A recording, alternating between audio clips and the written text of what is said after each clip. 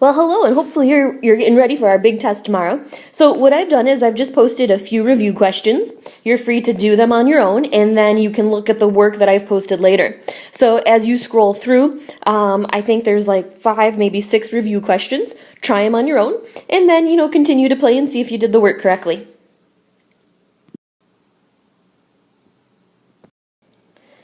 Question 1 just asked us to simplify, so recall the I wheel. We had I to the 0, I to the first, I squared, and I cubed. Anything to the 0 is 1, I to the first is I squared is -1, I cubed is negative I. So I'm just going to go through and simplify them. Let's see, I cubed, if I look at my wheel, is really negative I, so that means 3 times negative I is negative 3I. I squared, when I look at my wheel, is really -1, and -1 times 2 is a -2. I to the 11th, now you'll notice that's not on the wheel, so I have to do the divide by 4 rule and use the remainder. Well, 4 times 2 is 8, and that leaves me with 3 left over. So I can say that's the same thing as 6I cubed. And lastly, I'll break down that I cubed with my wheel and say that that's negative I, so -6 times negative I gets me a positive 6I. And then if I combine my like terms, this pair and this pair go together, so I get a 3I minus 2. Hopefully you have the same. Question 2, I'm just simplifying radicals, so I'm thinking in my head, that's a 4 times a 3 times a -1.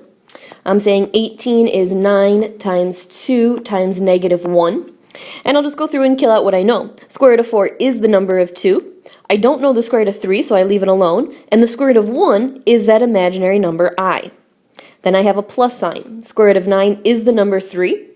I don't know the square root of 2, so I leave it. And the square root of a negative, again, is that imaginary number I. So you cannot add these together because I don't have like radicals, so all I can say is 2I radical 3 plus 3I radical 2. And we're done.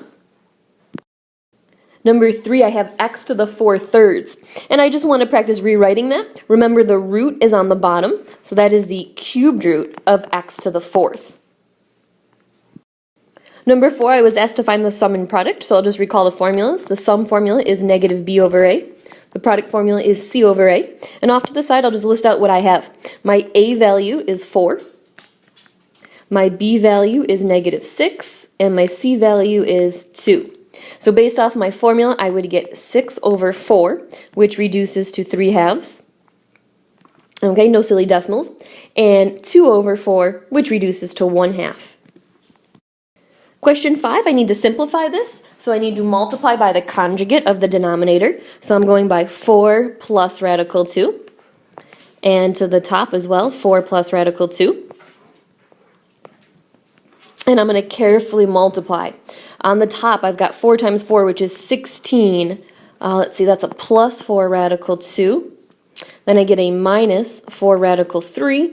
And I get a minus, notice that negative times a positive. And I can multiply radicals, so I get a radical 6. In the denominator, when I FOIL, I've got Florida style because they're conjugates.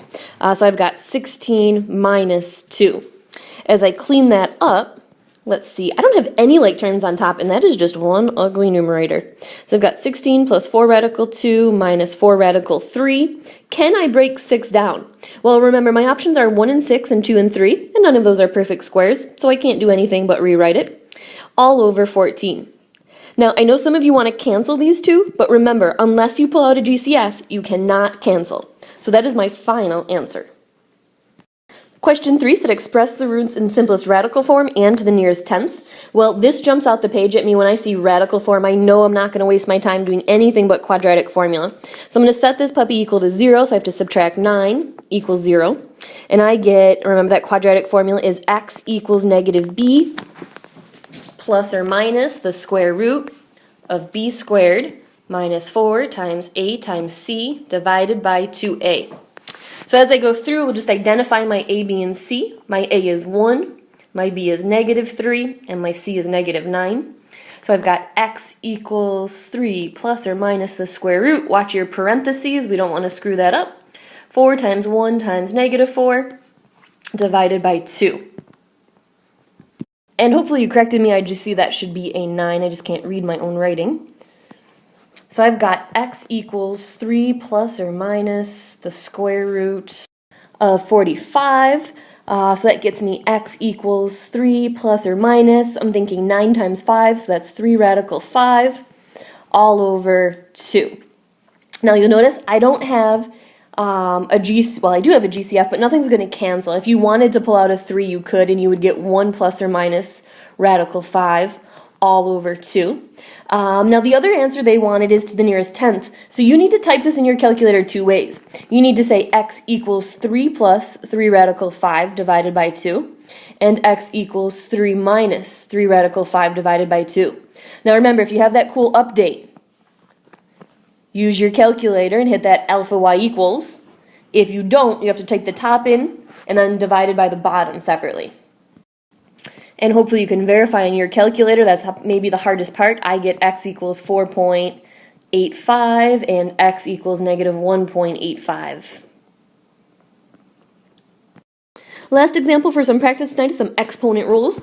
So just want to remind you, this is a power raised to a power, and you should be thinking you should multiply those. So I would just say 2 times a is 2a. And there's nothing fancy on this one. I just have my 4a plus 8. And lastly, I say, okay, now that I'm multiplying, what do I do with my exponents? Well, the rule is you keep your base and you add your exponents. So I get 6a plus 8 for my final answer. Well, that does it for us tonight. Hopefully you had some good review, and we'll see you tomorrow.